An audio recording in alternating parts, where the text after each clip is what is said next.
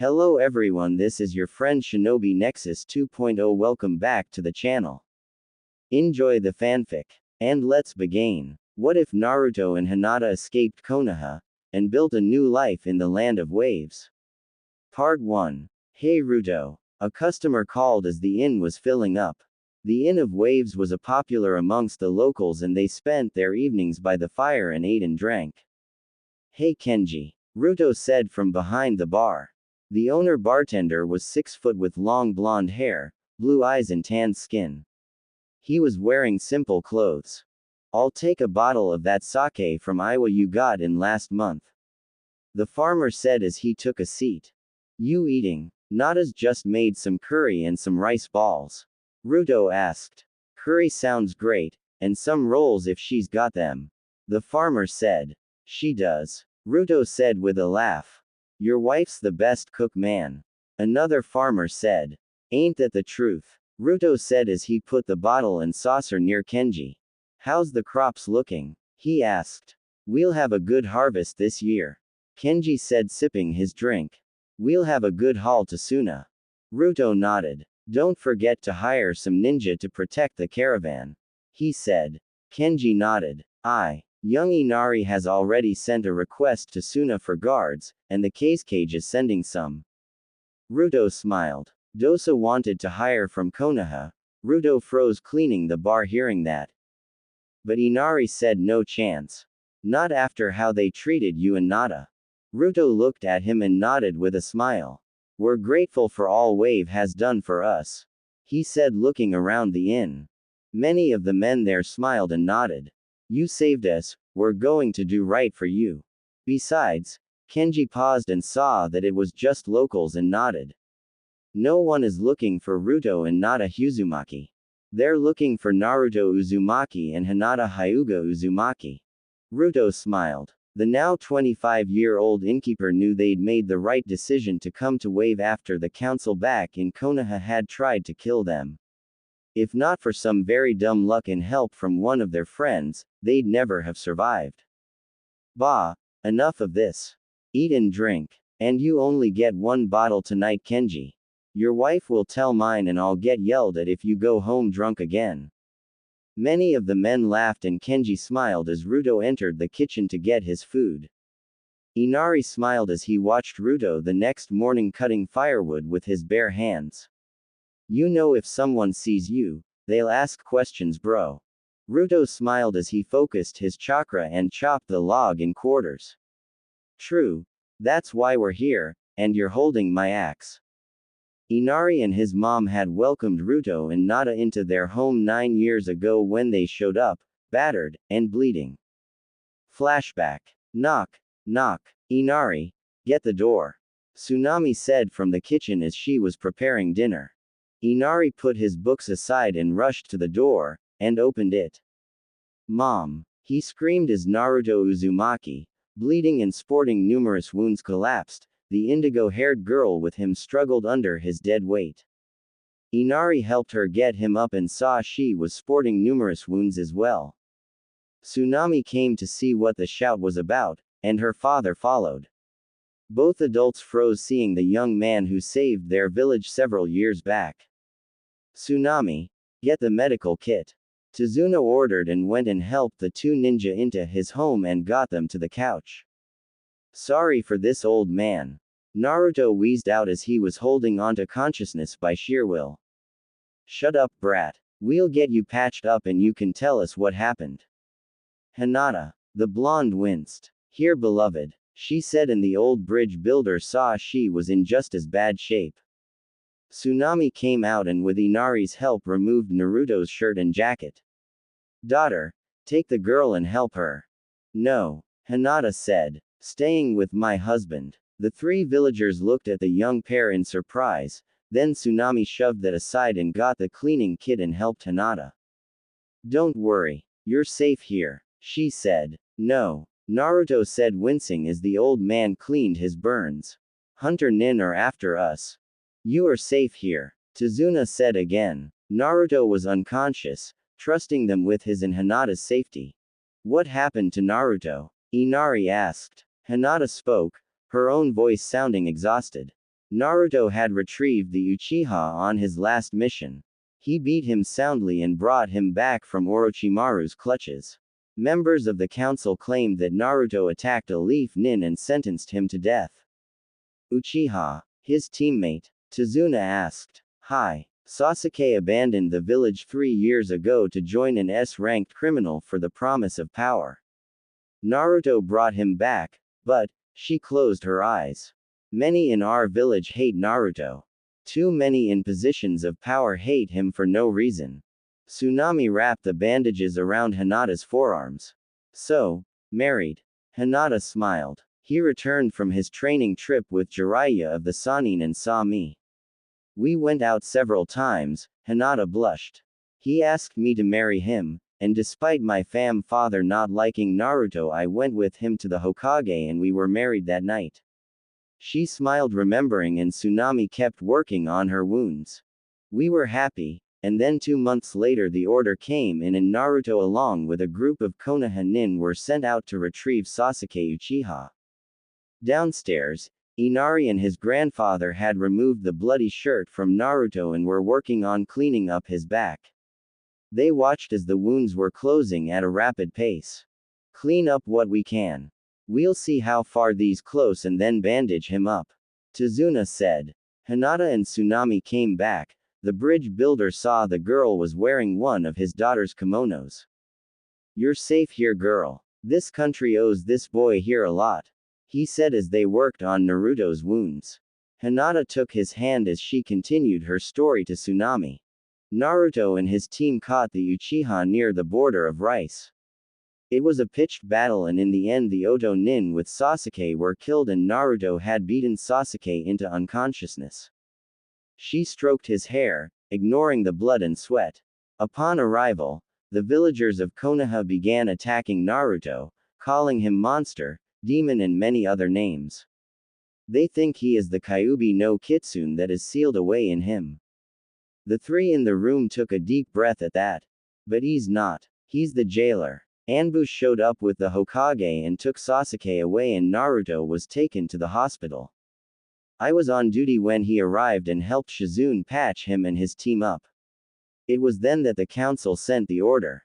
Naruto was dragged before the council and the charges were filed. The family could see the girl's pain. They ordered his execution. Naruto refused and demanded to see the Hokage. He fought his way out, forced to knock out numerous Anbu that the council had summoned. I was outside waiting when he rushed from the building. Her hand stroked his hair slowly. We managed to get to the gates, but the villagers thought it was open season and started hurling things at Naruto. Some of our friends that weren't in the hospital helped us escape. We made it a quarter of a mile before Anbu caught up with us. They tried to kill both of us, me for being his wife. That's not how they phrased it, Hina-chan. Naruto muttered as his eyes opened again. Shish. Rest, love, she said, stroking his hair. He nodded and his body relaxed again. They died, badly, Hinata said. The whole journey here we've been under constant attack. I ran out of chakra early this morning. Naruto carried me on his back and fought the rest of the way. He brought us here out of desperation when we lost them in the storm earlier. Tazuna nodded. I'll get a couple of the lads and go back over your trail, he said and got up, leaving Inari and Tsunami with the battered couple.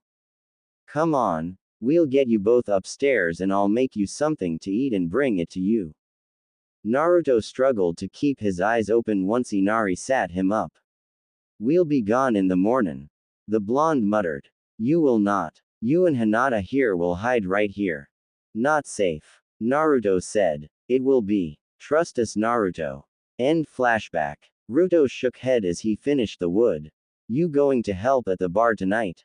Sure. Mom's got nothing for me to do after I drop off the wood for the night.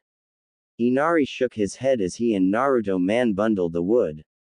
Hey bro, when are you and Nata gonna give me a nephew to spoil? Ruto laughed as he ruffled the younger boy's hair. When will you tell your mother you're interested in little Kaylee?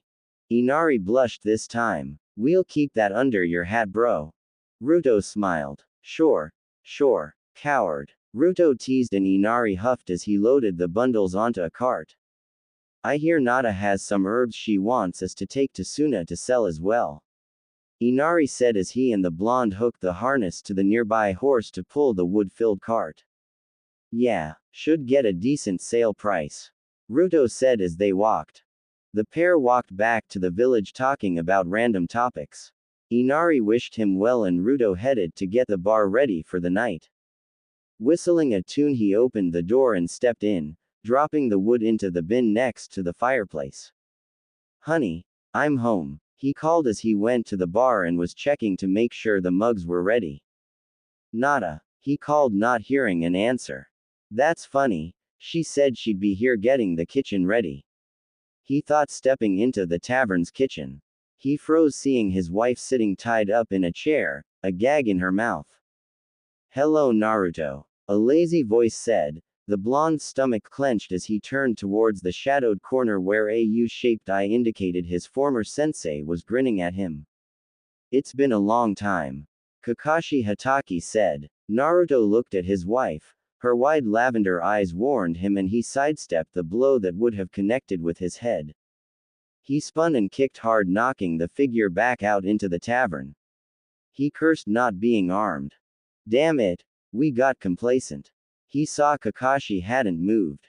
Enough, the copycat said and the figure in the tavern groaned. Sigh, stand down. Naruto slipped next to his wife and pulled the gag out. You okay? He asked. Yes. They got me from behind and threatened to hurt the girls if I didn't cooperate. Naruto narrowed his eyes as he glared at Kakashi. Where are they? Upstairs with Sakura, Kakashi said, taking a seat on a stool and grabbing a roll off the counter. And they won't be harmed, he said, sniffing it before putting it down. Look at you, all grown up. Stuff the pleasantries, Hatake-san. We know you've come to kill us. Leave the villagers here alone. Naruto said. Kill you? Kakashi was confused. Yeah, like the endless wave of Anbu who tried to kill us. Naruto said as he untied Hinata. Kakashi made no move to stop him. Naruto noticed the person he kicked was back in the doorway. Why else come and threaten harm to barmaids and attack me and my wife like you have? Hinata was free and rubbing her wrists. Her eyes blazed as she looked at Sai. We're not here to kill you, Naruto. We're here to take you back home. Naruto and Hinata both snorted. This is our home, Hatake. Konoha is a place that tried to kill me for bringing their vaunted Uchiha home. He saw Kakashi wince. And I recall the oh-so-kind words of those bastards who I thought were friends. The words they said to my wife. Blue eyes were hardening. And don't think I know what will happen when I get back to Konoha. The council will have me executed for that bullshit all those years ago, and for daring to escape. And I'll be killed for helping him. Hinata said. Correct. Sai said. No, they are not, Kakashi said as he pulled a scroll and put it on the table between them. He rolled it to them. What's that? Naruto asked, not making a move to touch it. A pardon. For Hinata. Naruto said. For both of you. Lady Tsunade has been busting heads since that stunt 9 years ago. Whatever, Hatake. We aren't going back. We're no longer ninja, and Konoha has nothing for us but pain. You don't have a choice. Sai said. Sai, quiet. Naruto, Hinata, please. I ask you and your team leave my tavern, Hatake.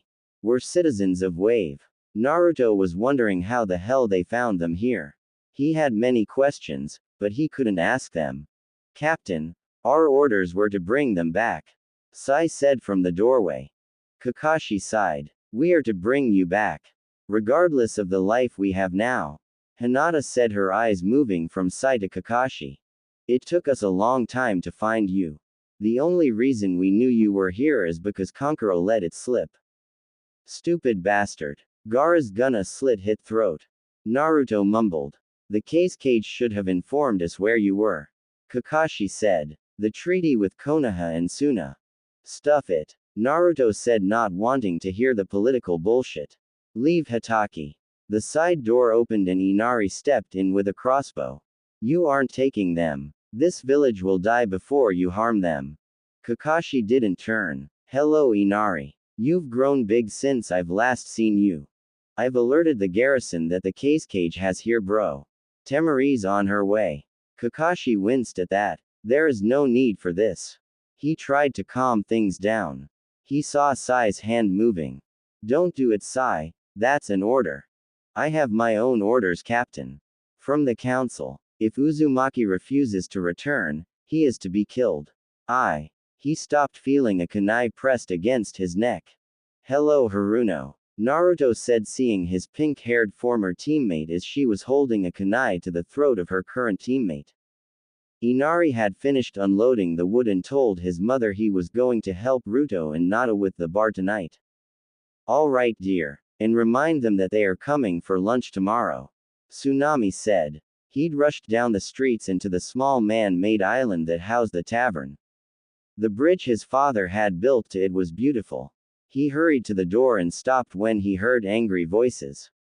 He listened and the words made him freeze.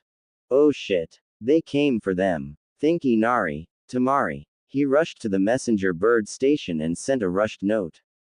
Konoha's here. Naruto needs help. He rushed home and grabbed his crossbow and quiver that he used for hunting and ran back towards the tavern. He heard them still arguing when he opened the door.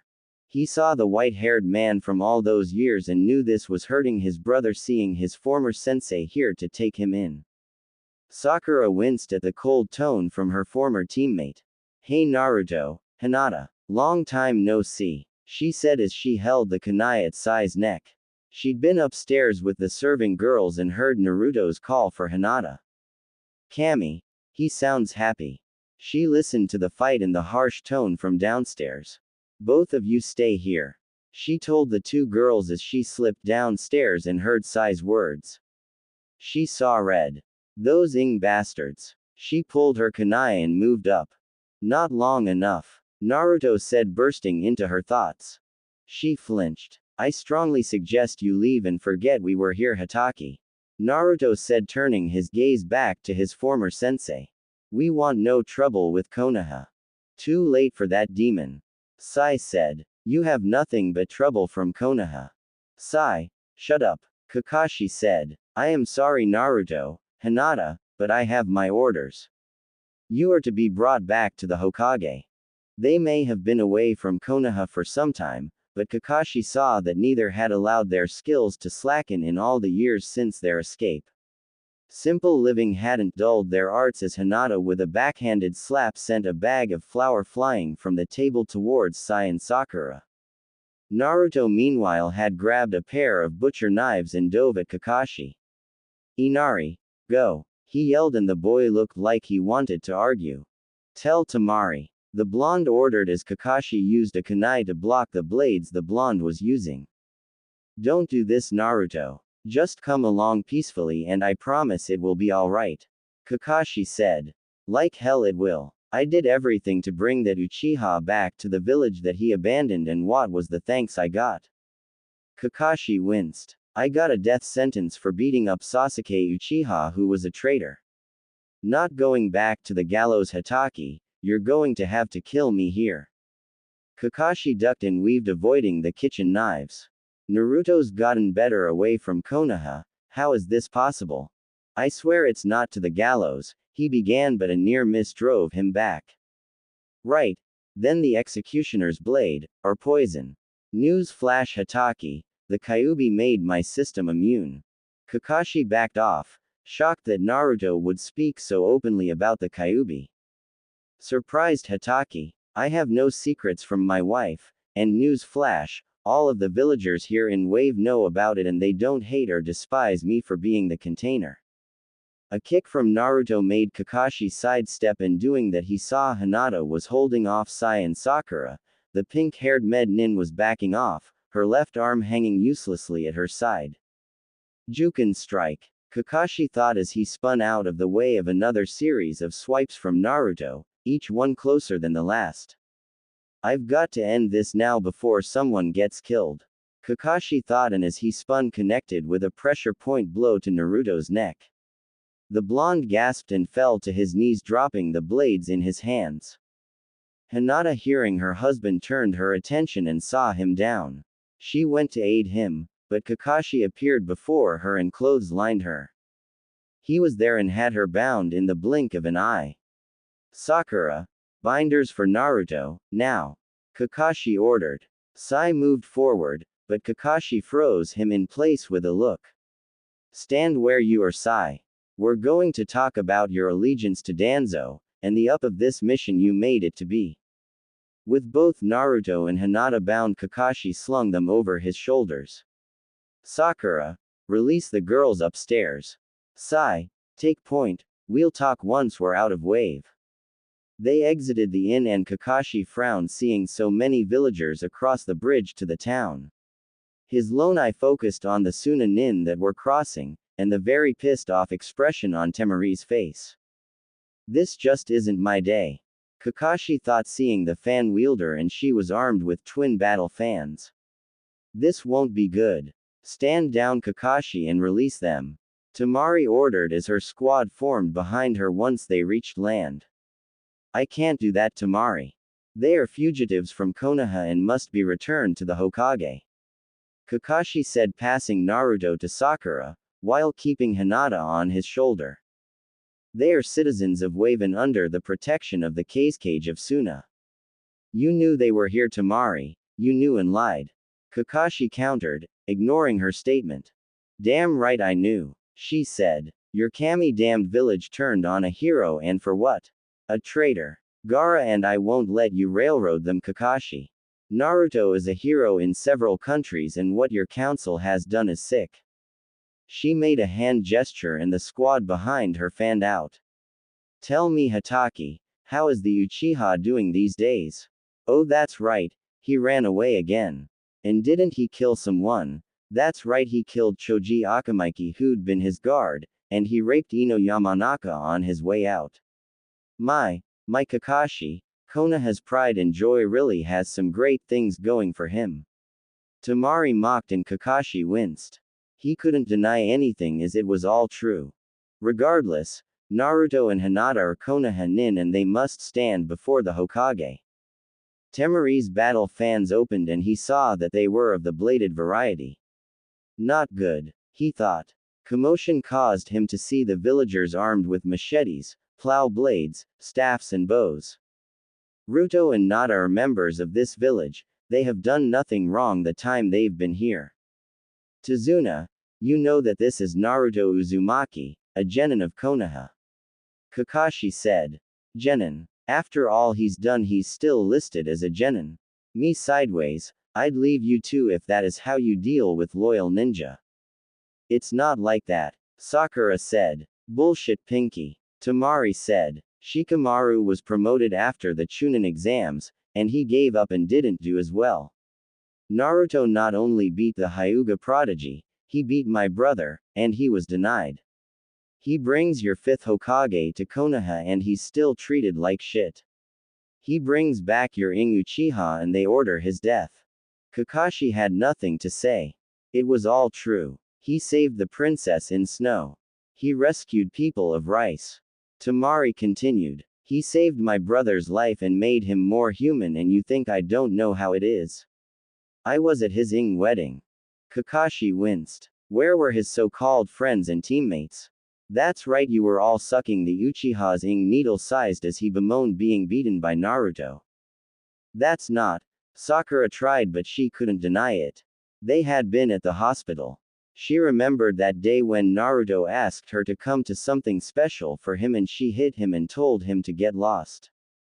Shikamaru, Konohamaru and his 2 little friends, Neji Hyuga, Ten, Rock Lee and their weirdo instructor, Iruka, Shizune, the ramen vendor, his daughter Master Jiraiya, Hinata's teammates and sensei, that psycho Jonin from the 2nd exam and the Hokage were the only ones from Konoha who were there. My brothers and I were there and Princess Yuki was there from spring. The Fire Lord married them, told them that he wished more of his ninja were like them. Then not even a day later your council orders his death. Kakashi wanted to refute it, but he couldn't. What hurt was that several of his fellow Jonin had gone and never spoke to him the same after that day as he had been at the hospital with Sasuke. That is neither here nor there. He said. We have our orders and they are missing Nin. He said. They had a death sentence. Temari snarled. If they stayed, Naruto would be dead, and you can bet your collection that Hinata would have been right behind him in death. I'm sure that time. What time, Hatake? Anbu moved to kill him as soon as the council ordered it. Temari demanded. She eyed Sai. Don't move, boyo. I know you're not a Chunin. Kakashi blinked. What? He works for Danzo. We've known about Root for some time now, and its members. Sai twitched and he was engulfed in sand. All turned to see Gaara standing on the roof of the inn. Lord Cage. The Suna Nin said. Temari smiled at her brother. Kakashi sweated bullets as he saw the ruler of Suna behind him, and the Cage did not look happy. You have someone under my protection, Hatake. He said, his voice cold and unforgiving. Day just got worse. Kakashi thought as he saw Sai was cocooned in sand. And Gaara never thinks clearly where Naruto is involved. Naruto groaned as he opened his eyes. He saw he was several feet off the ground and looking at something red, and strand of pink blew in. Put me down, Haruno. He said and heard her squeak. Naruto. Put me the down, NOW Haruno. His feet touched and he looked around quickly. He saw Kakashi still had Hinata, and Gaara was atop the inn looking rather pissed. Hey Gaara, you're early, haven't even gotten the fire lit yet. Naruto said. The red-headed Cage looked at him and shook his head. You can't stay out of trouble without someone watching over you. Naruto shrugged, then turned back towards Kakashi. Put my wife down, Hatake. Kakashi did as he was told this time. Naruto was there cradling her against his body. Take the binders off. Gaara said. Lord Cage, this is a Konoha matter. I would have agreed once, but they are citizens of Suna and Wave as well. Kakashi was wondering what kind of mess this was becoming. He watched as Temari freed Naruto and Hinata from their bonds, and he saw the tenderness in the blonde as he tended to his wife. The blue eyes turned towards him. You hurt her. Naruto, stand down. Gaara said. The growl from the blonde told all that if he had 5 minutes alone with Kakashi there would be no holding back. Naruto picked up his wife and walked back to the inn. Bars closed tonight, folks. He called over his shoulder. One of the serving girls opened the door and closed it once he was inside. I am more than disappointed in how Konoha treats its heroes. Gaara said. He sand shushined down to the bridge. Sai was still cocooned in sand. Go back to Konoha. Tell them I will bring the Uzumakis to visit, but they are under my protection. Non-negotiable, Hatake. And be aware I will be sharing this with the ruler of spring, along with the Fire Lord. Kakashi backed up. Sakura, let's go. Lord Gaara, if you would release. No, the Root stays. He's wanted for murder of Wave citizens from his previous ventures. How do you know? His drawings. His chakra matches those of the ink attacks. Kakashi looked at Sai, whose face was sticking out of the sand. What have you done? What is best for Konoha? Sai said without emotion.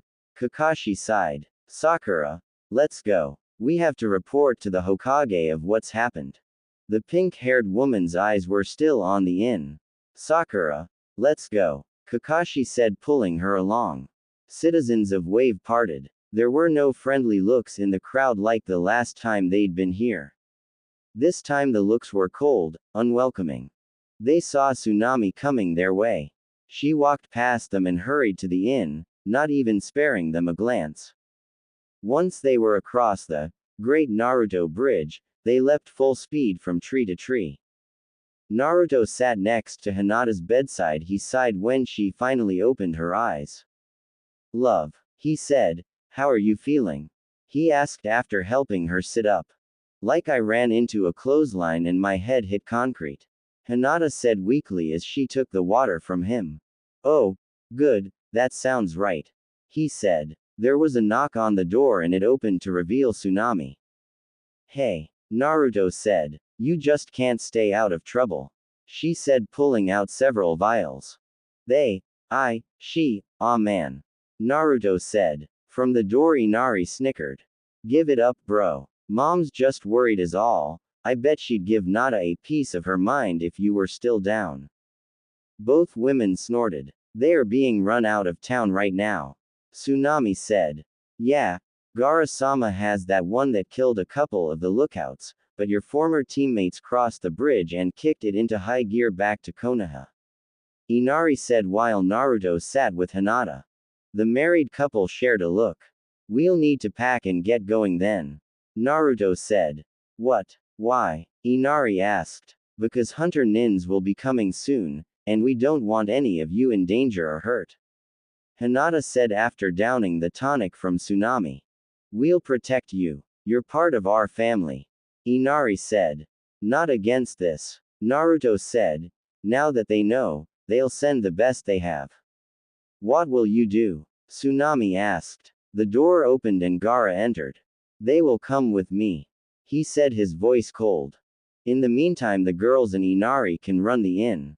Hinata said, breaking the tension. Naruto nodded. He looked at Gaara. And why should we go with you?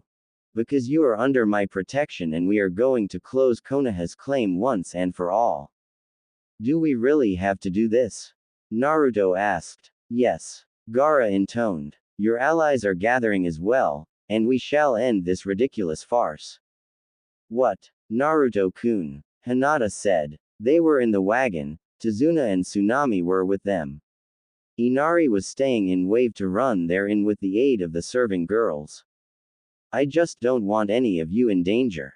The blonde said. This could ruin Suna's trade agreements with Konoha. Tamari, who was walking with her brothers next to the wagon, snorted. That's not a loss. We can get the same supplies from Spring, Waterfall, or Smoke. Do not worry about us, Uzumaki. It is time for those you've aided to aid you. What the council in Konoha has been doing looks bad upon their village. Naruto sighed as Hinata hugged him to her. Both were riding. Gaara's scolding that they had allowed their ninja skills to decline in the years had been brutally honest. Naruto knew he could have taken Kakashi, but he'd held back, but he also knew an extended battle he would have lost. Are we that out of shape? The blonde thought. He'd been scared when Hinata had been tied to the chair. He'd become complacent over the years. And now I face execution and risk all I hold dear. He thought sadly. Hinata's hand tightened her grip in his and he looked at her. Do not blame yourself, love. I left my guard down as well. He looked to the bruises on her neck and he swore he'd get Hitaki for that. Lord Casecage, I've told you before to call me Gaara. The bland reply cut him off. And I told you to call me Naruto, but you keep falling back to Uzumaki, and I notice that happens when you're annoyed. Gaara sighed as he leapt into the wagon. I apologize, my friend. It is not you I am mad at. I failed to protect you and your wife. When I placed the garrison in Wave, it was for your protection, and yet Konoha knows about you now. It was bound to happen. Hinata said. Nearly 10 years, I'm surprised it didn't happen sooner. Hinata said, cutting off the self-blame game her husband and his friend played. Neither of you are at fault.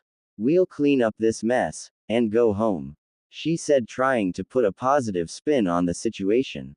Naruto wished he had his wife's confidence, and he saw Gaara shared his disbelief that they were going to get a fair deal from the council in Konoha. Far too soon did the massive wood gates of Konohagakure came into view. Hey old man, Naruto said. Yeah brat. The two continued their long-time nicknames even after all this time. Anyway, I can convince you to take Hina Heim and Tsunami Ne-chan home. Not a chance, brat. Your family, and family sticks together. Besides, the only way to get your wife away would be knocking her out. Naruto winced at that and turned to see Hinata sleeping against his shoulder still. He knew she would rip him a new one if he sent her away. Tsunami was at the back of the wagon and he saw she was working on another blanket. She constantly was repairing Inari's camping gear. Thought as much. He said. Gaara, Tamari, Konkuro and nearly 20 Suna nin were around the wagon. If anyone tries for the Uzumakis in any way, kill them. Gaara intoned. Hi, Lord Casecage. They intoned, many of them drawing their swords. Tamari leapt onto the wagon and leaned on her fan, still closed. Stay down. I wouldn't put it past them to try to use a sniper. She said.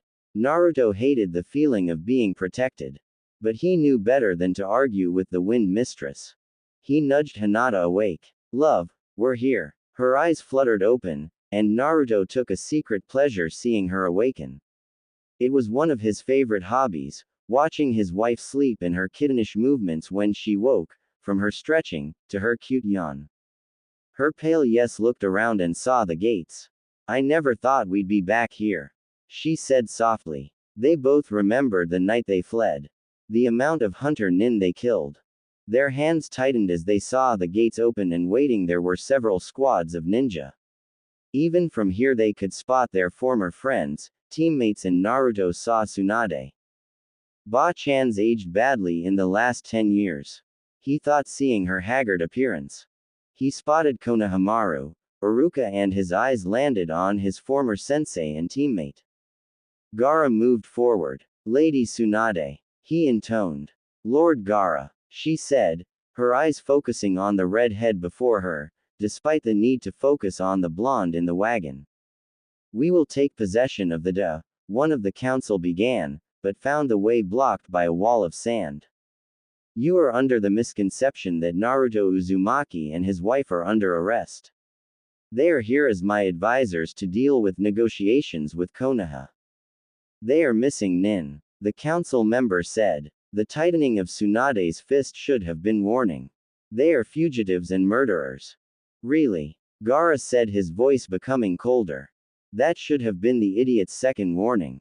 He and his whore attacked loyal ninja of the leaf.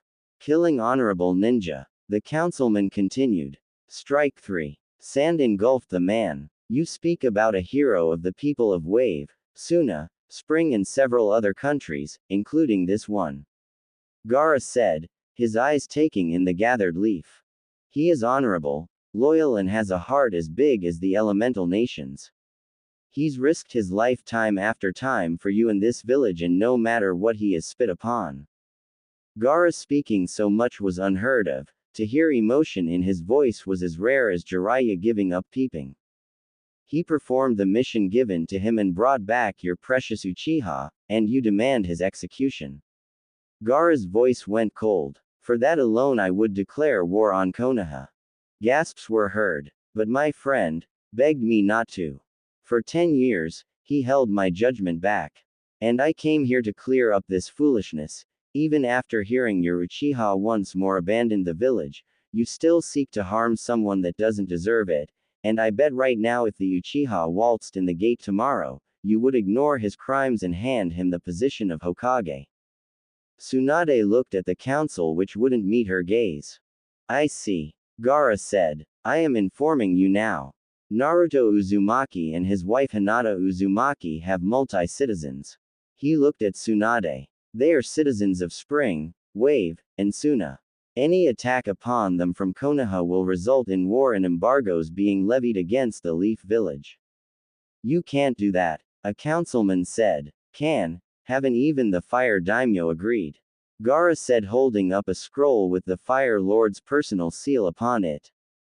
Princess of Spring. He held up another. My own. He held up a scroll with his seal upon it. And the unified citizens of Wave. He held up the fourth scroll.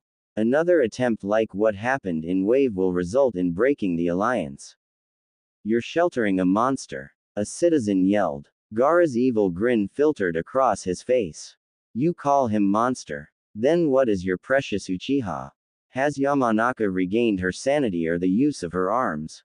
Several in the crowd winced. When he was escaping, he'd killed Choji, who was bringing him his dinner. Sasuke had slipped from the secure ward in the prison, made it to the street and found Ino Yamanaka, who was coming back from dinner with her parents. He'd attacked her, muffling her screams, and dragged her to the Uchiha district where he broke both her arms, damaging the tendons in ways that would make it impossible for her ever to be a ninja again, then spent time raping her, humiliating her, and then leaving her battered and assaulted body in the streets. He slipped over the walls and was gone even as the alarms were raised when a patrol discovered Choji's body in the Uchiha cell. Sasuke Uchiha is unbalanced due to the curse seal from Orochimaru, a councilman said. Gaara snorted. That's not what Jiraiya, a seal master and Sannin says. How do you know this? The councilman demanded. Because I've spent time with him asking him about it. Gaara said. And I have passed orders to all my ninja, that should they encounter the Uchiha, they are to kill on sight. You can't. The Sharingan, the councilman began, but like his fellow loudmouth was engulfed in a cocoon of sand. Imbecile. Gaara intoned. He looked at Tsunade. Why do you allow them this much power? You are the Hokage, they are only meant to advise you. Tsunade licked her lips. They acquired this power long before I became Hokage. It's difficult to overrule what's been in place for nearly 20 years. Gaara snorted. Kill them and replace them and their laws. I did so upon becoming Kazekage and saw the corruption my father allowed to run rampant. Many council members took steps back at this. Civilians have no place in these matters. Gaara said. Tsunade nodded. Good. Gaara said. Now, about the Uzumakis. A kunai sailed through the air. Its destination wasn't either cage, it was the blonde in the wagon. Temari's wind blast sent it flying off into the wall. Her eyes locked on the masked figures arrayed behind the council. Root, she hissed. Gaara looked and saw them as well. Since you can't keep your own garden clean, Lady Tsunade, it seems we shall have to pull the weeds in order for the leaf to grow strong. Two of his ninja dropped barrels they were carrying, and the covers came off, revealing they were filled with sand. Danzo, I believe I have 2 words for you and your Root. The councilman and leader of Root stood at the back, secure in that he was too far from harm, or so he thought. Sabuku Soso. Gaara intoned. Sabuku Soso. The sand rushed along the ground, bypassing many. Those it did engulfed were people Gaara and his spies had identified right away. You shall never harm my friend again. Gaara said. Gaara, stop. Naruto was out of the wagon and putting a hand on Gaara's shoulder. This isn't the way, the blonde said. Danzo, who looked like he'd soiled himself as the sand stopped at his neck, looked on, thinking of the reprieve he'd just been given, and the thought of how can I manipulate this situation passed through his mind. You're still too kind, Uzumaki. Gaara said. These fools will be the death of you and your family. Naruto looked at Hinata, who climbed out of the wagon. She stopped next to him, her fingers lacing with his. Bloodshed won't solve anything. They'll still hate and blame me for everything, and you'll have their deaths on your hands. The gathered Konoha citizens watched. What would you have me do? Gaara asked his friend. Finish your negotiations and whatever, and let us go home. I'm sick of looking over my shoulder. You'll always look over your shoulder. They know where you are now. They know you're vulnerable. Gaara said. Naruto sighed. I don't know anymore. He looked at Hinata. The pair shared so much with a glance. Ba-chan. He called out. Brat. You've gotten older. Tsunade said, stepping around the raised sand arms. So have you, even with the jutsu. Tsunade walked up and hugged him tightly. Release us, a councilman ordered. They don't learn very well, do they? Naruto said from the embrace of a woman he considered family. No, they don't, she said, and then released him and pulled Hinata into a hug. No grandchildren. Both blushed. She laughed. Lord Kazekage. Tsunade said. Lady Hokage. He said, his voice emotionless. Is there any way we can work out this situation? Wiping out the council. She smiled. As much as I would like that, the paperwork would bury me for months. Naruto laughed. Still haven't figured it out. Figured out what? The Godime Hokage asked. Shaking his head, he looked at the gathered people. He looked at those who were genin when he was still there, All of them were wearing Jonin vests now. He saw the Jonin senseis all looking older. Konohamaru was standing there in a Chunin vest. He looked back as Tsunade spoke again. We need to settle this. Yes. I can't let you kill citizens of Konoha. And I can't let them kill a citizen of Suna, nor continue to harass a hero of several nations with their pointless vendetta. Tsunade saw the council was still wrapped in sand. The phrase, reap what you sow, kept passing through her mind, and she so wanted to let the cage remove the fools. The devil on my shoulder is here. Where the hell is the angel that's supposed to be on the other shoulder? Getting gang raped on the off-ramp to your conscience. The darker part of her mind supplied. Other than the paperwork, can you supply one reason why I should allow them to live? One stupid council member spoke up. The demon killed loyal Nin, he deserves to die. Gaara brought up a wall of sand to block the blood as he tightened his will, and the said councilman was crushed like a grape. Screams filled the air as citizens backed off. Naruto Uzumaki will not be a WPING boy for Konoha anymore. He said coldly. And this is why he won't be coming back here. Shouts filled the air. Silence. Tsunade roared. She looked back at the Uzumakis, then at Gaara. Perhaps we should continue this in my office, she said. Gaara nodded. He looked at his sister.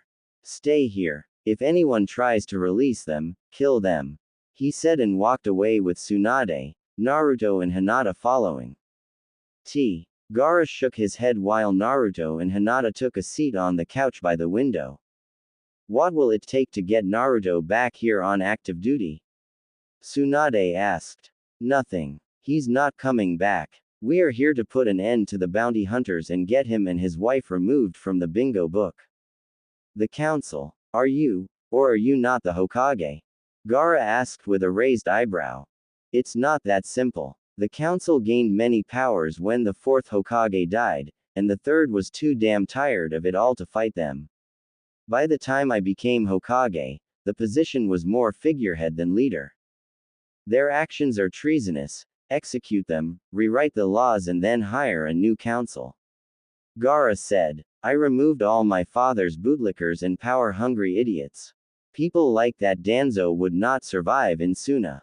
Danzo is an old war horse that has dug himself in deeply. It's not that easy to remove him. Naruto snorted. Funny. Gaara would have if I hadn't stopped him. He looked at his wife. I did that stupid saving people thing again, didn't I, Haim? Hinata leaned against him and smiled. You did, but that's part of your charm, dear. She then looked at the cages before them. Lady Tsunade, Lord Gaara, you both seem to be the opinion that my husband and I wish to return to being ninjas. After what has happened, we know we can never trust Konoha again, and while we owe Gaara and Suna much, neither of us wish to be used again. Gaara smiled and nodded. My wife is right. We just want to run our inn and be left alone. We don't want to deal with ninja village politics anymore. So you're running away, Tsunade said. If you want to look at it that way, fine. Naruto said with a shrug. All my life I was abused, looked down upon. I'm tired, Ba-chan. When I gave everything I was for this village and they ordered my death, I don't want to do it anymore. My concern is looking after my wife, running our tavern and having children. Tsunade sighed. We need you. No you don't, Naruto said. You have hundreds of ninja, who are better trained than I ever was. You have Hyuga who in their superiority say they have the best Byakugan. Sadly, Ba-chan, I won't subject myself nor my wife to any more abuse. Don't you miss your friends? She asked. Yes, the pair said without hesitation. But they all moved on well, we see. John and the lot of them. You don't need us, Ba-chan. We're still a pair of genin, ones who haven't fought in nearly 10 years. Granted, we still work out and keep in shape, but mission ready? I doubt it. And what will Suna do? Tsunade asked. Return them home, station the garrison in Wave and leave them be. Gaara said. And visit once a month to get a good meal. Naruto interjected. Hinata smacked his arm. What? He shows up once a month under the pretense of looking over the garrison, but we all know he comes to have a good hot meal and destroy me in chess and then swipes the pies you made before leaving. Gaara looks away, a small smile on his lips. They are very good, he says softly while Hinata laughs. I do hope you like them, Gaara. You steal 3 and the other 3 I have one of the children that run errands take the other 3 to the garrison. Tsunade looks at them sadly. For nearly a decade they had been hiding, and Gaara had known and never once said anything. The council won't let this go. Tsunade said. The civilians are cruel and petty. And trying to remove the council from my sand coffins. Gaara said. Tsunade stood and went to an alcove where she pulled out the crystal ball. She focused her will and chakra and the scene showed Root Anbu fighting the Suna ninja while civilians tried to free the council. Not very smart, are they? Naruto muttered. They watched as Tamari and Kankuro flattened several Root members. Where are your people? Gaara asked. The crystal showed them fighting off more Root. Seems Danzo is trying a takeover. Gaara sighed. Judgment has been passed. They had their chance, and this is what they do. He looked at the crystal and focused his will. The 4 in the office watched as the sand WPED about. Tendrils out and struck Root and civilians that were fighting and trying to free the council. Flawless victory. Gaara muttered as he flexed his hand and the council members trapped in his sand were crushed. Naruto shook his head. See, this is why we shouldn't have gotten him a PlayStation for his birthday. Hinata shook her head. Men. Kakashi looked at the pulped remains of the Root and council and was glad he hadn't pissed off Gaara. He saw his fellow Konoha Jonin still loyal look sick as the remains oozed into the ground.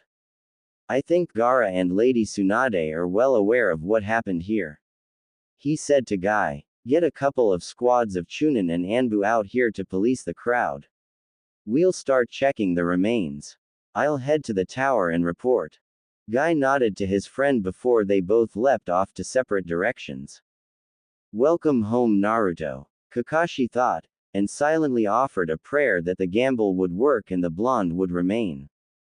Hitaki, Naruto said as he and Hinata were leaving the Hokage's office. Naruto, can I have a word? Kakashi asked. Even when I say no, you'll do it anyway, so what do you want? Naruto said. Kakashi looked at Hinata who didn't even twitch. I would like to speak with you alone.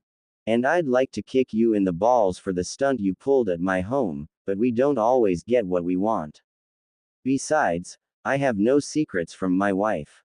Very well. Has Lady Tsunade informed you that you'll be rejoining Team 7 and, Kakashi stopped as Naruto laughed at him. Oh, she tried. Naruto said. Flashback. And why exactly should we return to this hellhole? Naruto asked. Naruto, you're the last heir of the Namikaze clan. We need you here to rebuild your clan and claim your seat, and I want you to take over as Hokage from me. Naruto looked at Tsunade, blinked. Waited then blinked again before looking at Hinata. Tell me she's drunk. I think she's serious, Ruto-kun. Hinata said, falling back to using his name he'd had the last 10 years. Shaking his head he looked at her. No. What? They say hearing is the first to go. Naruto muttered as he picked up a piece of paper and wrote no. In big bold letters and underlined it. Can you read that, or has your eyesight gone as well? Naruto, your responsibilities died the day those people out there threatened to execute me, and the Shinobi Council did nothing to stop them. No, Lady Tsunade, neither my wife, nor I will put our lives in Konoha's hands ever again. Gaara, since his execution of the council, sadly only half of it as the other half managed to escape like rats on a sinking S, was sitting back playing on his handheld game system. Take it, ninja kick the damn rabbit. The 3 watched the cage. Hinata looked at Naruto. You got him the portable unit. Naruto shrugged. It's better for him than. Keeps him from getting hit by pissed off kunoichis. Hinata sighed. She had to admit her husband was right about that. As I was saying, we won't return. But your heritage. So what? I never had it before. Oji-san never cared enough to tell me. I lived in a burnt-out apartment, was abused for as long as I was breathing, and no one gave a damn then. Naruto, we need you. I need you. 9 years ago Tsunade, that would have meant something. But you didn't try to help me either. I found out on that day who my friends were. Uruka tried to fight for me. Ayame and her father argued for me. Hinata fought her clan for me. She knocked out her father to set me free that day. Where were you? I'll tell you. You were drunk off your ass when I needed you. Naruto took several deep breaths. I would like for you both to rejoin your teams and. Hell no, first off, neither of us have been ninja for nearly a decade, secondly, we aren't coming back. Gaara, deal with this. Hinata's elbow got him to amend his statement. I mean, Lord Cage, if you would please continue this, I and my wife are going to retire to the Suna consulate. Gaara reluctantly put his handheld game away. Very well. End flashback. Now that is out of the way, Hatake, we're going. Naruto said as he and Hinata began to walk away. Kakashi grabbed him by the shoulder and spun him around, only to have Hinata spin as well and her palm strike connected with his midsection. He went to one knee and coughed up something he ate in the last 6 days and it spattered the inside of his mask.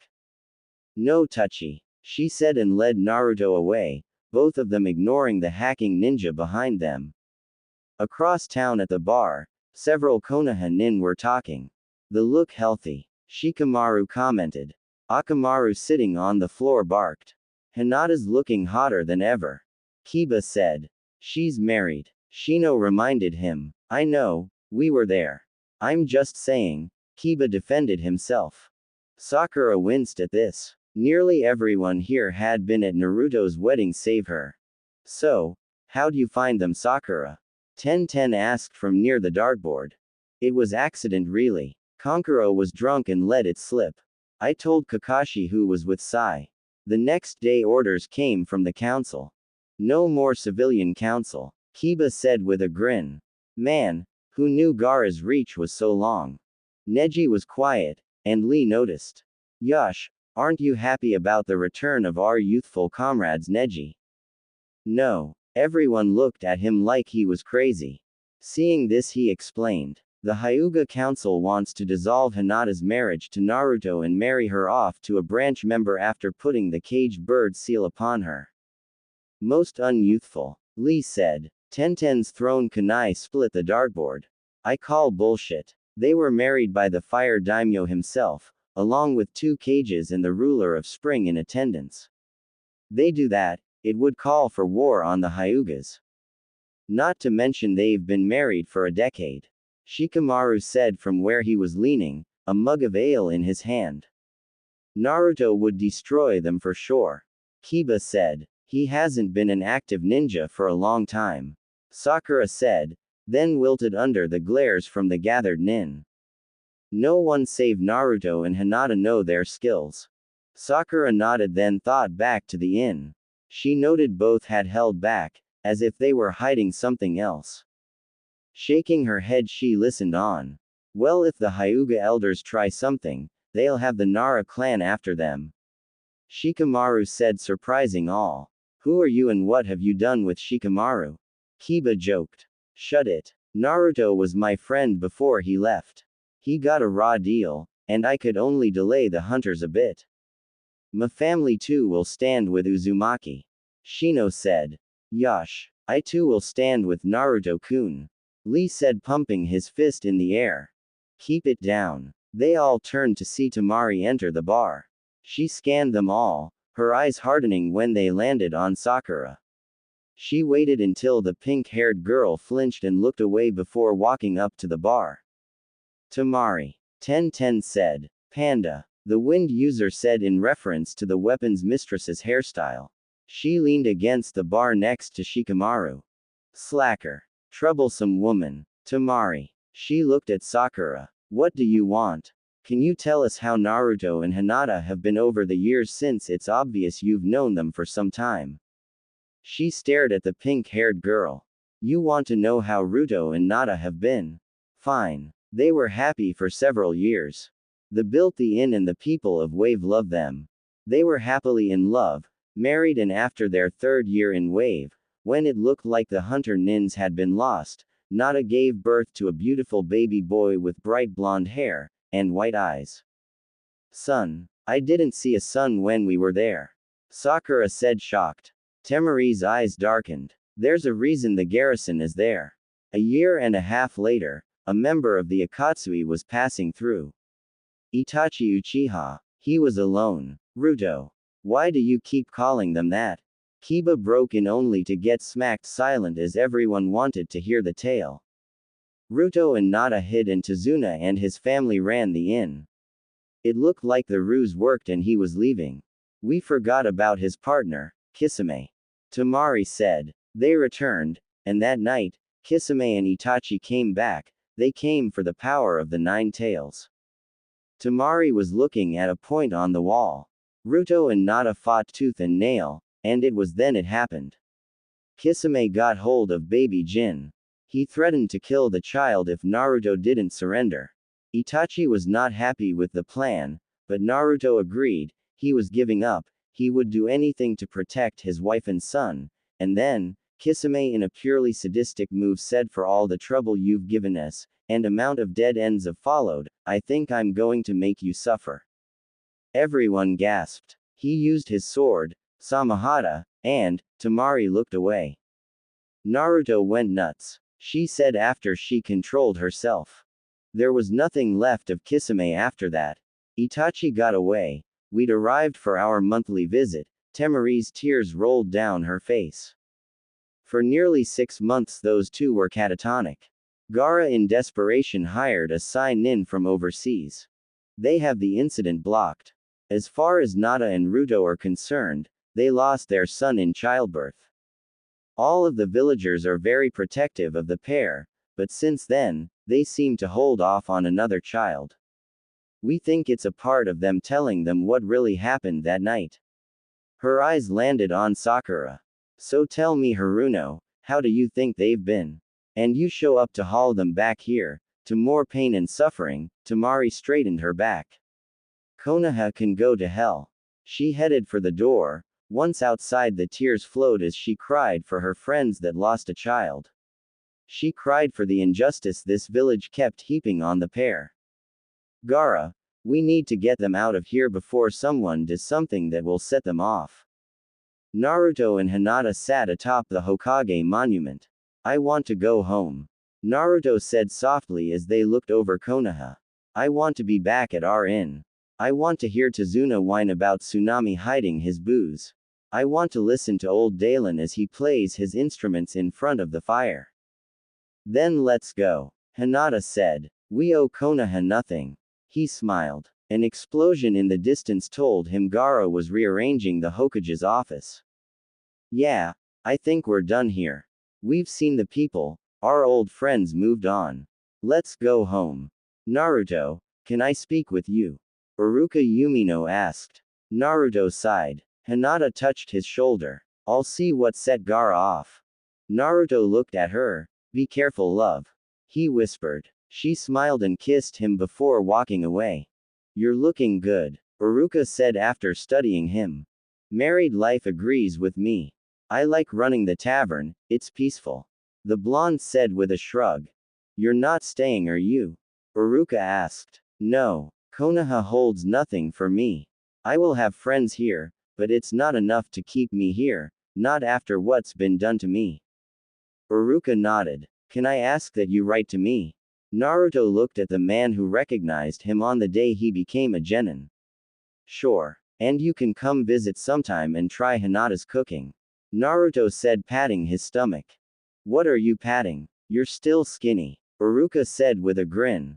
True, but Nada can fill me up with enough food that I think someday I'm going to be bigger than an Akamichi. Iruka paused. Sasuke's out there, you know. Not my problem, Iruka. I brought him back. The council let him off with a slap on the wrist and ordered my execution for beating him into the ground. He comes at me or Nada and I will kill him this time. That's if Gaara and the Suna Nin stationed in Wave don't get there first. Iruka nodded. He himself never understood what the council was thinking when they let the Uchiha off. Traitors were executed, not handed everything they wanted. You want to get some ramen?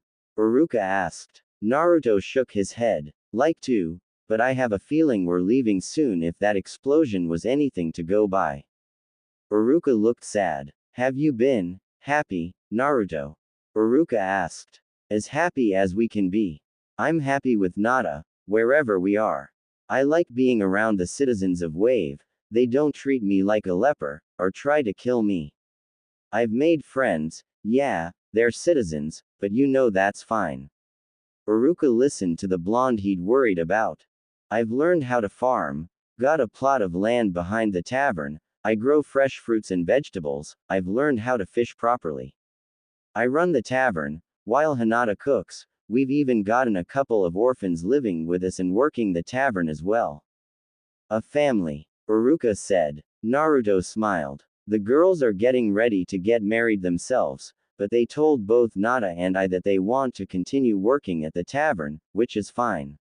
Misha loves to dance when old Dalen plays by the fire, and Gale is one of the best serving girls around. She can and has managed to serve every table by herself on nights when we're packed and Misha is dancing. I'm sorry I couldn't do more for you, Naruto. I failed you, Iruka said, but the blonde waved it away. You did what you could. Naruto got a grin. So, still teaching at the academy? Yeah, about 6 hours a day. You need yourself a girl, Iruka. Naruto said, then grinned. Or perhaps the reason you teach 6 hours a day is that you already have one and are incapable of wooing said Kunoichi. His grin got bigger. You're not a eunuch, are you? He asked, looking down pointedly. Naruto. Iruka erupted as the blonde laughed. Sorry. But the look on your face, Iruka. They broke down laughing. I miss you, brat, his former academy instructor said after they calmed down. Miss you too, Iruka-sensei. Naruto said softly. Hinata entered the Hokage tower and saw Shizune huddled behind the desk while explosions sounded in the office. Every so often sand would erupt from the door. Anbu that tried to enter were unconscious or pinned to walls by sand. What happened? I don't know. I went to get them something to drink and when I got back this was happening. Shizune admitted. Anbu's been trying, but they can't get past the door. Hinata sighed and activated her Byakugan. The veins formed and she looked in. Oh, for the love of, she stood and made a path to the door. The sand lashed out and if sensing who it was froze. He entered the doorway. What is going on in here? Her voice rang out and suddenly it went silent. Shizune crept forward and peeked around the door frame. The office was a mixture of fist-size fissures and sand all over. At the center of it was two contrite-looking cages looking at the floor, and shuffling their feet. Hinata extended her hand. Give it. Shizune watched as Tsunade sighed and pulled a handheld game system from her blouse and handed it to Hinata. I cannot believe, Hinata Uzumaki began then stopped. You are both cages. And you fight over a. She took my game while I was playing. Gaara said and Shizune had to admit that it sounded like a whine. You thrashed the Hokage's office over a game. Hinata growled. Sit. She said and pointed to the couch which was the only piece of furniture not destroyed. Hinata watched as the two cages took to the couch. I swear, she began, then stopped. Shizune. The Hokage's assistant and apprentice stepped forward. Yes, Lady Hinata, she said standing at attention. Would you please get us some supplies in here? I believe our cages here will be cleaning up their mess. Tsunade opened her mouth to protest as did Gaara, but Hinata rounded on them, her Byakugan eyes blazing. You will clean up this mess, and you will be quiet doing it.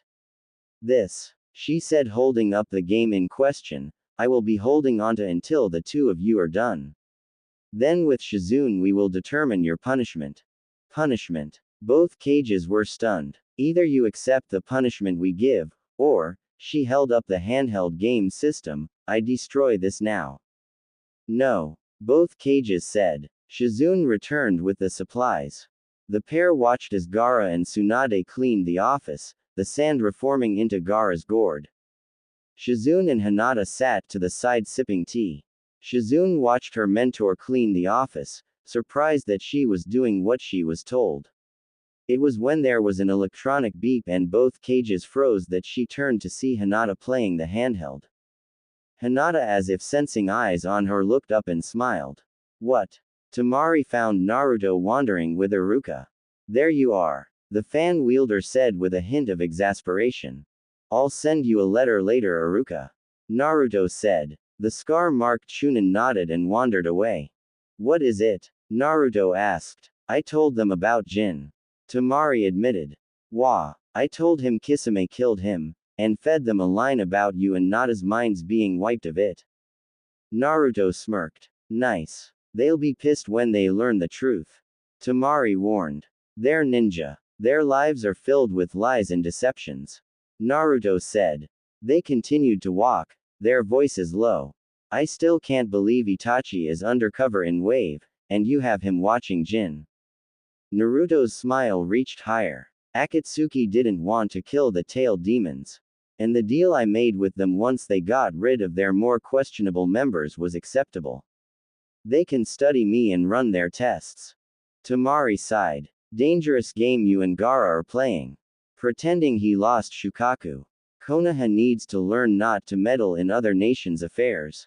I mean really. If Gaara lost Shukaku, do you really think he'd have the mental control he has of sand? Temari sighed. The deal with Akatsuki had given Gaara control, and allowed him to sleep. The other Jinchuriki, if they were able, got similar deals or fake deaths. If it's ever discovered Wave is home to not only the Kyuubi, and 3 other Jinchuriki, but that Itachi Uchiha is there. Naruto smiled. The Tem's going to come running like Orochimaru to an all-boys choir. Both blondes shuddered. And now that I am grossed out, what else do you have for me? Temari sighed. Shikamaru will come, but he wants to bring Ino. Naruto nodded. We'll have her helped. That Sai ninja we have should be able to help her over her mental trauma. I looked at her medical records, she will never be a ninja again. Naruto nodded at this. You know, no one would ever think the hidden leader of Wave would be a tavern owner and father. Naruto laughed. Deception, my dear Temari, deception. When Kankuro told us he slipped, we put the whole village under its defensive jutsu. People see it as a village that has recovered somewhat from tyranny of Gato. By the time they find out that Wave has a hidden ninja academy and that there is a village hidden under genjutsu runes, I think Konoha will shit a gold brick. Temari admitted. Keep talking to our spies here, Temari. Get them ready to move. I think it's time I check on your brother and make sure he and Granny haven't pissed of Nada too much. Your wife when mad is scary. I'm still amazed she manages to teach at the academy in the morning. Naruto smiled. I'm not. Nada is an amazing person. And truthfully, I can run the tavern and our garden with shadow clones. We spend the night at the tavern, because we love the people. He pulled out a pipe and lit it with a small Kaden jutsu-like spark. That's disgusting. Temari said. Naruto snorted. A habit I picked up from Oji-san. It is relaxing, and with my healing factor it doesn't do me any harm. It might not, but I thought Nada told you to quit smoking. Naruto shrugged. With all the ears around, we've kept the deception going pretty damn well. Ruto. Temari said softly. Yeah, fangirl. The whiskered man said with half a grin. Are we doing the right thing? I mean, there are people who care about you here. Naruto puffed on his pipe for a bit. He let the silence stretch, a tact he learned from the third. When it comes to the safety of my village, it's not about what is right or wrong, but what is right, or what is easy. I'm doing the right thing here, Temari, pretending to be weaker. So that's why you let Hitaki get the drop on you and Nada. I nearly had a heart attack seeing him carrying you and Nada out of the tavern over their shoulders. For a man who claims to look underneath the hidden meanings, Hitaki is quite blind. Naruto said, puffing on his pipe. Silence stretched. After this mission, I'm going to be removed from active duty. Tamari said softly. Naruto looked at her with a raised eyebrow. You might want to tell Nada that I owe her 50 ryo. Tamari said with a grumbling expression as she crossed her arms. Naruto smiled. Told you never argue with her about things like that, Mari.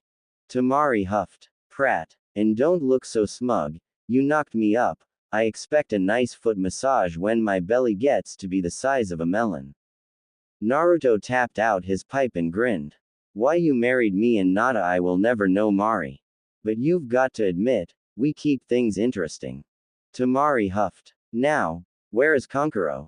Please tell me that he's done his job and isn't playing with his dolls and makeup. Tamari smirked. Oh, he's doing it.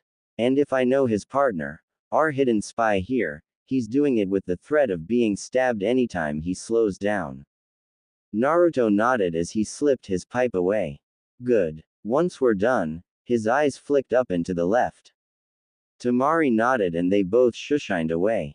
On a rooftop, Kakashi Hatake stood his eyes wide at everything he'd listened into. He turned feeling a kunai pressed against his neck. Hasn't anyone told you it's rude to listen in on private conversations between a man and one of his wives? And Naruto, I think we're going to be having that fight a lot sooner than we'd expected, Hatake. This is one conversation you won't be reporting in on. Kakashi swallowed. Naruto, what, was as far as he got before Temari's fan along the back of his head knocked him out. See, my chakra overwhelmed his senses and he never felt you coming. Naruto said to the other blonde. Whatever. What are we going to do with Snoopy here? Naruto created a shadow clone. A smile on Naruto's face told the fan user that whatever it was, it would be embarrassing and revealed far too late for Kakashi's statement to matter. Short time later the two blondes separated. The Cage of Waves smiled as he walked away from his second wife. Plan is coming together nicely. They think we're weak, and Gaara removed Danzo and his cronies so we don't have to worry about Root. Everyone else is running around like a chicken with their head cut off. He walked away whistling a jaunty tune. You know, if I liked Kakashi, I might feel guilty for what I did. But the way I grew up and for him hitting Nada is reason enough for me not giving a damn. Meanwhile in Training Ground 44, codenamed the Forest of Death, Kakashi Hatake was bound and gagged, stripped down to his mask and boxers, tied to a tree and covered with honey. Above him nailed to the tree with a kunai was a white signboard with big red letters. Free lunch. And a cartoon drawing of Naruto sticking his tongue out and pulling down his eyelid with his middle finger. If someone saw this they might laugh. Sadly the beasts of the forest can't read, but the smell of sweet fresh honey drew in several of the more hungry critters. Naruto entered the office of the Godime Hokage and paused. His wife for the last 10 years was sitting off to the side playing a handheld game, a very familiar handheld game while the Kazekage and Hokage were cleaning the office. Shizune was sitting next to Hinata, her wide eyes alternating between the cages and the former Hyuga heiress in disbelief. Naruto smiled when Nada looked up and grinned. Yelled at them, didn't you love? Nada shrugged. A bit. They were acting like spoiled children. Ruto looked at Gaara. My friend, you know better. The Kazekage of Suna, now in his early 20s, sighed and sulked. She started it. Tsunade, despite her age, acted like all politicians. I did not. You started it, she said as she pointed at him. No, you did. If you shared my game, Gaara rebutted. Naruto sighed. Guys, just let me finish the level. It was getting interesting. Tsunade continued. Guys, if you want to play, get your own. Gaara muttered. Spend some of your booze money. Blasphemy. Tsunade said while Naruto tried again. Tsunade, Gaara. The two cages continued to bicker, and Naruto looked at his wife. Silence. Both leaders fell quiet. Thank you, dear. I don't know what I would do without you. Naruto said, kissing his wife's forehead. Get into tons of trouble and be miserable. Nada said as she went back to playing the game, the electronic sounds getting twitches from the silent cages. I leave you two alone to set plans in motion, and come back to this. Tell me you at least took out the council's listening devices and hid an Anbu. Tsunade pointed to the wall where a figure hung by his neck, the only thing keeping the body upright. Gaara's-san dropped a dozen listening devices on the ground, they'd been crushed. Good. Naruto walked up and traced a rune on the wall, a bright glow snapped into place. Now then, shall we really begin this time? Tsunade smiled as she walked up and hugged him. I missed you, brat. Messages by Toad aren't enough. Shizune sighed as she hugged Gaara. I nearly had a heart attack when you two started to fight. Why didn't you warn me? Nada answered from where she was multitasking, because we needed your reaction, to be honest. Her fingers were twitching as she played the game, her eyes narrowed. Everything in place? Tsunade asked. Almost. Hitaki is busy petting the wildlife at Training Ground 44. Why? Tsunade asked. He hit Hinata. Naruto, the leader of Wave, said with a shrug. Naruto. Don't give me that tone, Ba-chan. He hit my wife. It took everything I learned in the last 10 years not to let Kyuubi out and wipe him from existence. He sighed. He heard me and Mari talking as well. Don't worry, he's safe. I have runes around him, and the critters of the forest won't touch him. Well, the bear cubs are licking, but that's it. Hinata coughed and he looked at her. Seeing her look, he sighed. He hit you. You can't leave him there. Naruto nodded. Of course not. Mary's going to have a few of the scorpions slip in and take him to the chakra cells under Suna until we're ready. He'll be let go once Ero Sanin finishes the bloodline destroyer seals. The two cages looked at the blonde. You have been busy, Gaki. How do you have time to run a tavern, a garden, lead the people of Wave and spend time with your family, not to mention paperwork? Tsunade asked. Naruto snorted. Cage Bunshin Ba-chan. Besides, most the paperwork you both deal with is the crap from the council. I let the people of Wave work it out in weekly sessions. What? Disputes and such are handled before the whole village at the weekly meeting. Of course, a lot of times those are disguised as weekly dances. Hinata smiled as she handed the game to Shizune and stood up before her husband. You owe me a dance, by the way. Naruto scrunched up his nose. Nope. I don't recall. Oh, Mari says she owes you 50 ryo. He added as an afterthought. Hinata blinked as she tried to remember what she and her co-wife had bet on, then her eyes widened and she squealed. As she hugged Naruto. He smiled as he hugged his wife. What? Tsunade asked. No one was paying attention as Shizune began to play the game. Temari's pregnant. Naruto said. Tsunade's eyes widened. Gaara's-san rose up with a hiss, but froze at Hinata's growl. You wouldn't be threatening mine and your sister's husband, Lord Cage, would you? No, Lady Hinata. The container to the one-tailed Shukaku said as the sand retreated. Good, because I would hate to ban you from my kitchens, and those pies you like. Gaara swallowed while Tsunade registered what she'd heard. Another baby to spoil. She smiled. Hurry up and get me the out of here. I have babies to spoil and sake to drink by a beautiful lake you promised me. Naruto nodded. Soon, Ba-chan. Another month or two at the most. Itachi tells me the Akatsuki are nearly ready and their operatives are close to finding Sasuke and Orochimaru. I still can't believe that they share the same body and alternate control faster than a person can blink. Tsunade said. Well, Itachi-kun did force the transfer.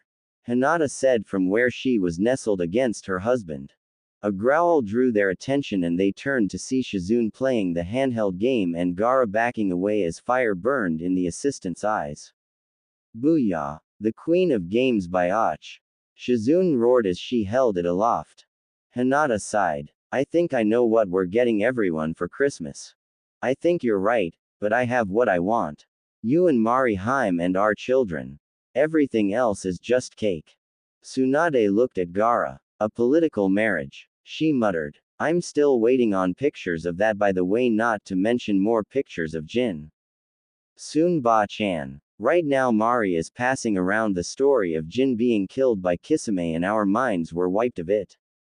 Tsunade sighed. I hate deception. I hate lies. Naruto leaned into his wife and whispered, and that's one of the reasons she sucks at poker, she can't lie very well. I heard that Uzumaki. Naruto stuck his tongue out. Now, truthfully, do you want your father's name? Nah, I've been in Uzumaki for so long, changing it is pointless. Mom left me scrolls and such which Itachi and Ero Sanin gave to me. Gaara, still watching Shizune play, added his own thoughts. I can't believe he was a double agent. Triple really. Naruto admitted. He was my mom's student, she tasked him with my protection. It's why he killed his clan and told Oji-san covered it with him going undercover. He then worked for Akatsuki, and then became my spy. Headache is what I call it. Tsunade muttered. Ready for the next act? He asked. No. Tsunade said as she hugged the boy she considered her grandson or an annoying nephew, as Tsunade still wouldn't admit her age. Hinata was being squeezed as the blonde Hokage hadn't given her time to move, so the Uzumakis were getting a long overdue bone-crushing hug. Off to the side, Gaara was watching Shizune play the game. Use the chair. Use the chair. Take that bitch. Dropkicked your ass. Gaara stepped back. Tamari smiled as she looked from her position. She turned seeing Tazuna and Tsunami coming up with a yame of Ichiraku's ramen. Are you and your father ready? Yes, milady. And here are the files you requested. Ayame said, passing a scroll over. No one would suspect a ramen waitress and her father of being spies. Tsunami said. Your brother asked that I pass on a message, milady. Ayame said. And where is my brother? Tamari asked. He's with my father and a few of the other loyalists. Kankuro wanted to double-check the rumor of the Hyuga wanting to kidnap Lady Hinata. Tamari growled. They'ing try and they better pray I get to them first. Naruto won't leave a pebble left. Thinking of what the Hyugas might do with her co-wife. Tamari would be the first to admit the political marriage 3 years ago had not been a happy event. The Suna Council demanded it to form stronger ties. And who better than the man who beat my brother? The 4 ponytail-wearing blonde thought. She liked Naruto well enough at the time, but to find out she was going to be wife number 2 had pissed her off. She understood that several council members were just now getting feeling back in some of their limbs after the beatings she gave them. Nada. Sweet Nada is the one who opened my heart. Kami. She welcomed me into her home, into the bed. Tamari smiled as she looked up at the stars, remembering that night. The wedding night was, wow. But that night with the 3 of us. A cough dragged her from her memories. Sorry, she said, managing to contain her blush. We'll be heading to the wagon. Tazuna said. Kankuro wanted me to ask about the scorpions and avians. Ayame asked. Both were Suna and Wave's answer to Anbu and Root, but loyal to their leaders. They are in position to get our people out. Please tell me that my idiot of a brother finished his task before coming to Ugal U. Ayame blushed. He did. Well, that's something at least. Tamari muttered as she checked her watch. Come on. We need to go. Ayame. Wait for the signal, and then the avian and scorpions will get you and your father out. The other girl sighed. I will miss our stand. Naruto's built you and your father a place. He was very adamant that you both be protected as you were some of his precious people. Ayame smiled sadly. Uruka misses him, and Yumino will be given a choice at the time.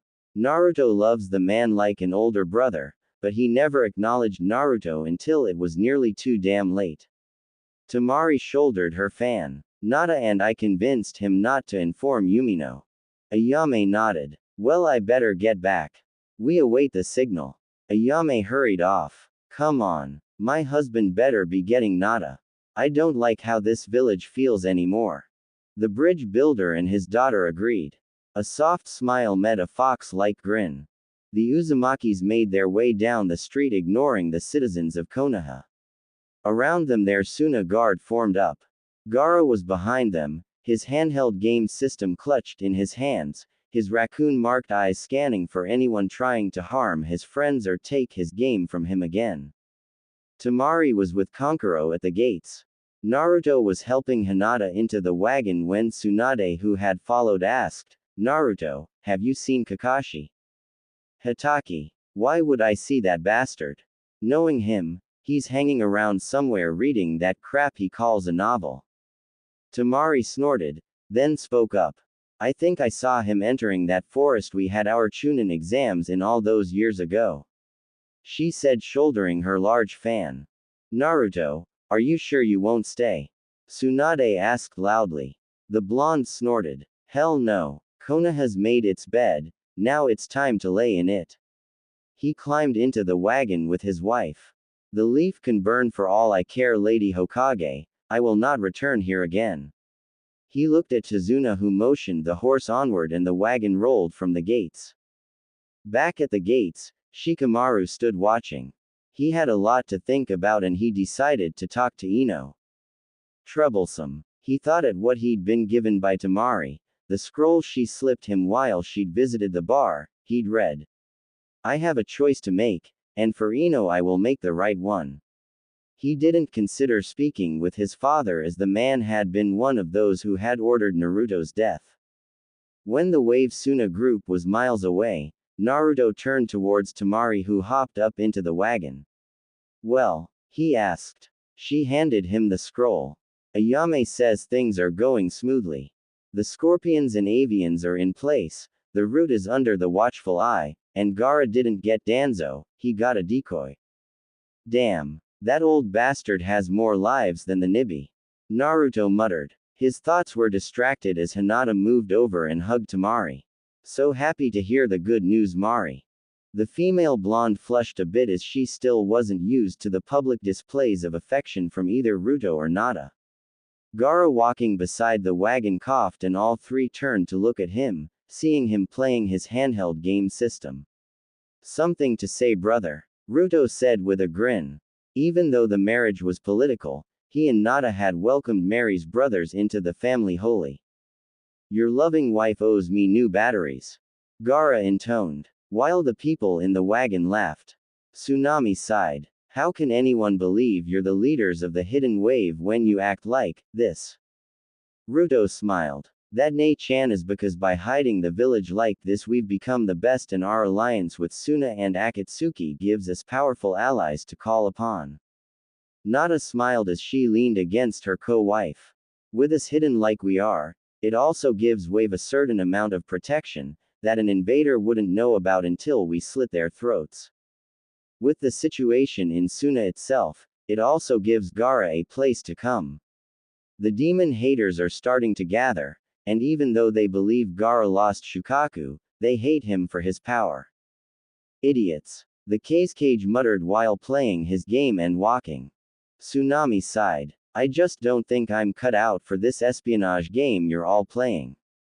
Father enjoys it almost as much as he enjoyed designing the academy and the village you built off the shore." Ruto, the leader of Wave, smiled. "I will say that is one of my best runes ever. Only someone with the mark can see the village and the bridge." Mari said with a nod. "And to think, you developed that idea visiting Suna." Ruto smirked. "Hey, it wasn't me who got us lost in the desert." All eyes shifted to Kankuro. "What? I got turned around." Mari sighed. "Ignore my brother, people, he's an idiot." "So, did everything go as planned?" Tsunami asked. "Mostly. We'll need to be careful now. Danzo knows where we are, but he thinks we think he's dead."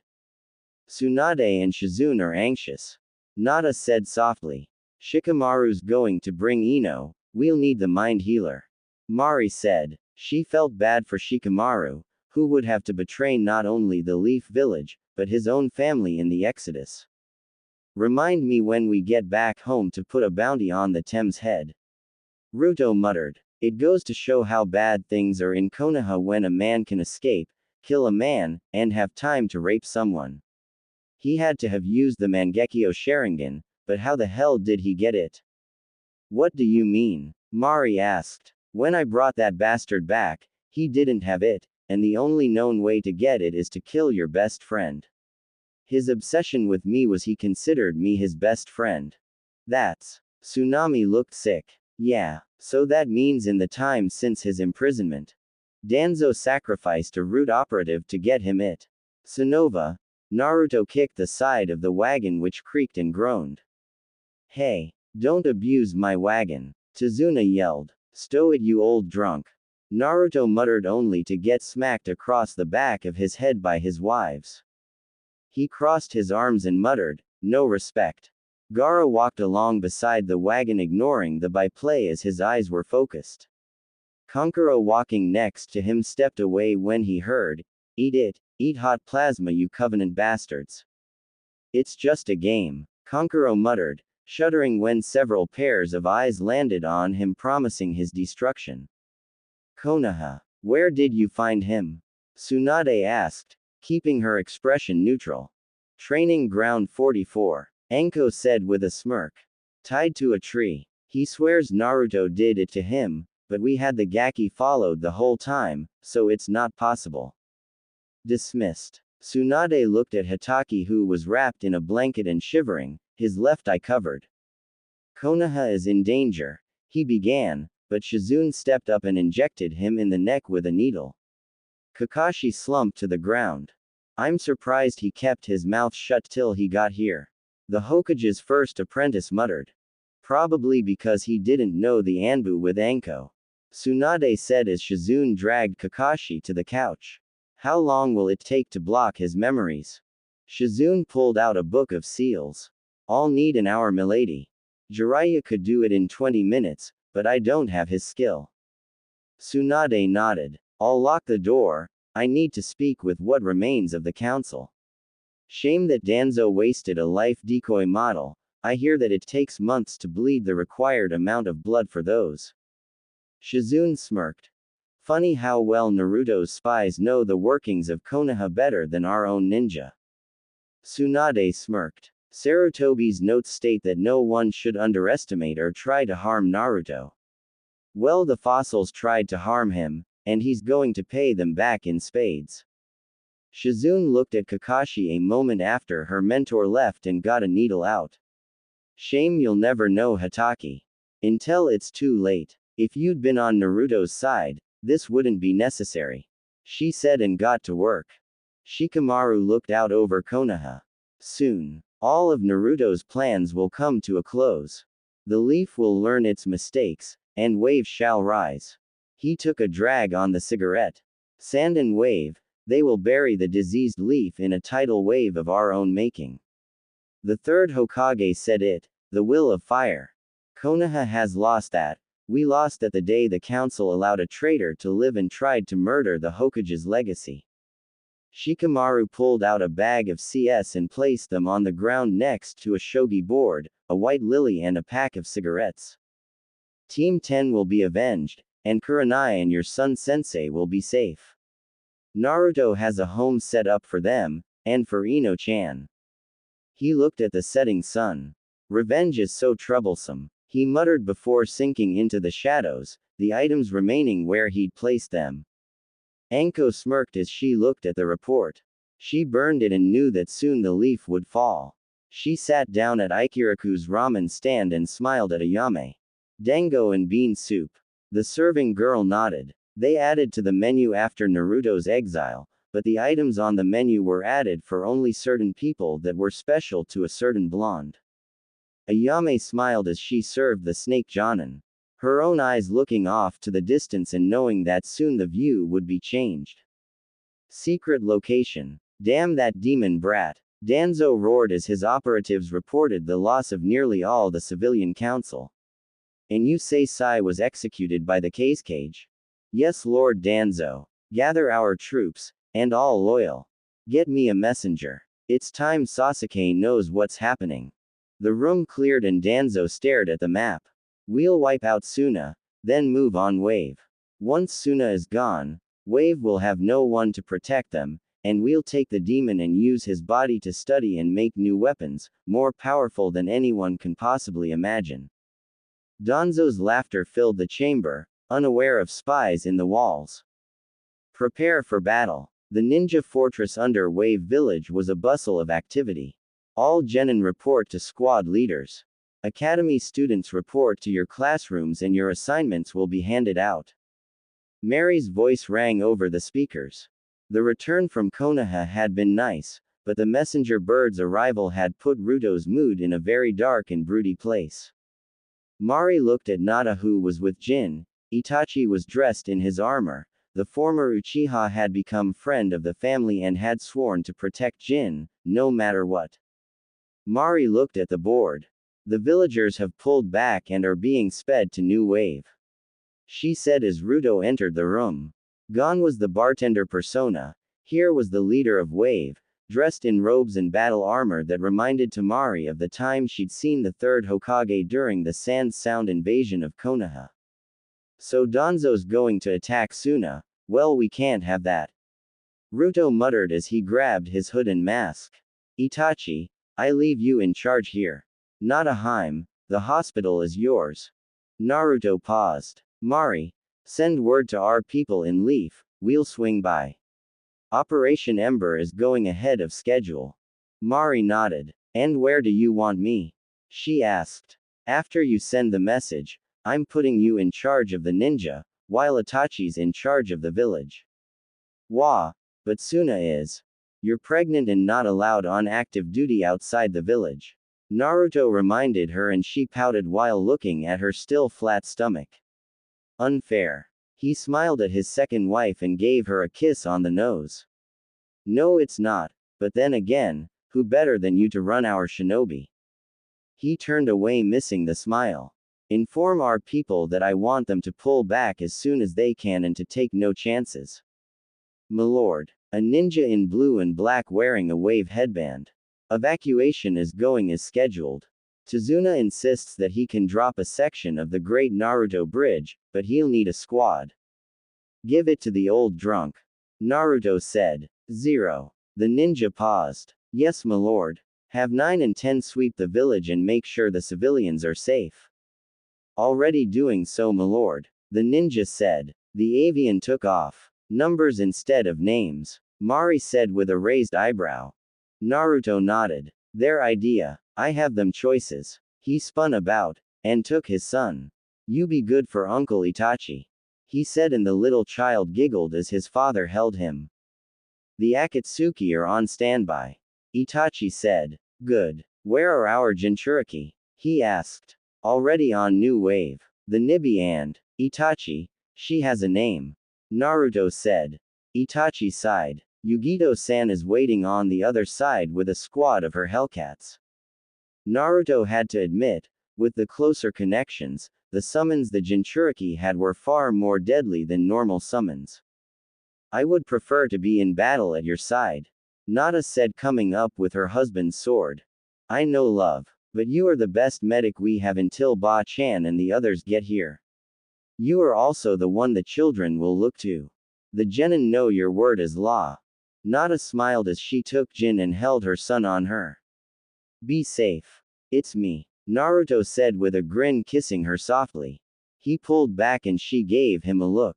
That's what I'm talking about. Little Jin Uzumaki giggled as his father made a face. Suna. Gaara looked at the message and then looked at Suna. He'd barely gotten back and already everything was going to be a disaster. The council was plotting and it finally showed. What should we do, bro? Kankuro asked. The council has opted to join Danzo in ridding the world of people like me and Naruto. They have co-opted our ninja forces. Gaara said as he looked at his handheld game system. Gather the scorpions. What are you going to do? Pack. Gaara said. Kankuro stopped at the door. Pack the scrolls as well as your games, bro. And he was gone. Gaara sighed. In the words of that slacker, troublesome. Konoha. Danzo and his forces slipped out the east gate. Shizune reported to the Hokage. Nothing we can do about that. She said, holding up a scroll. Operation Ember is underway. Ahead of schedule. Danzo and his forces have pushed it. Tsunade said as she looked at the storage scrolls. Pass the word, we leave at dawn. Shizune went to tell those that knew. Tsunade looked at the vault that was empty. She pulled the pictures of the 4 previous Hokages off the wall. I am sorry, but the leaf has become diseased.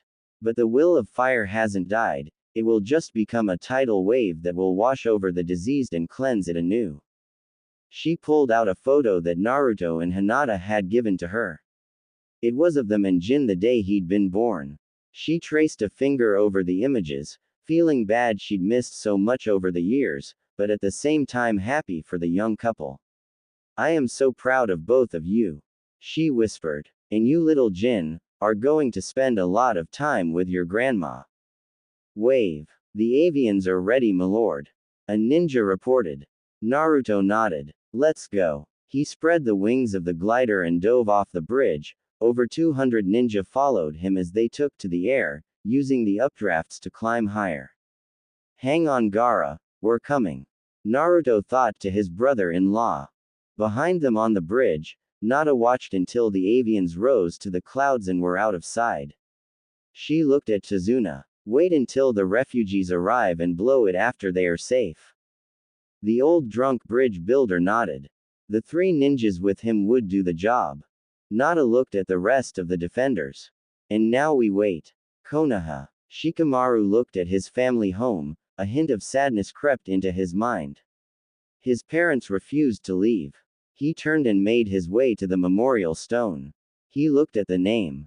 Well, this is it, he said after his fingers traced 2 names.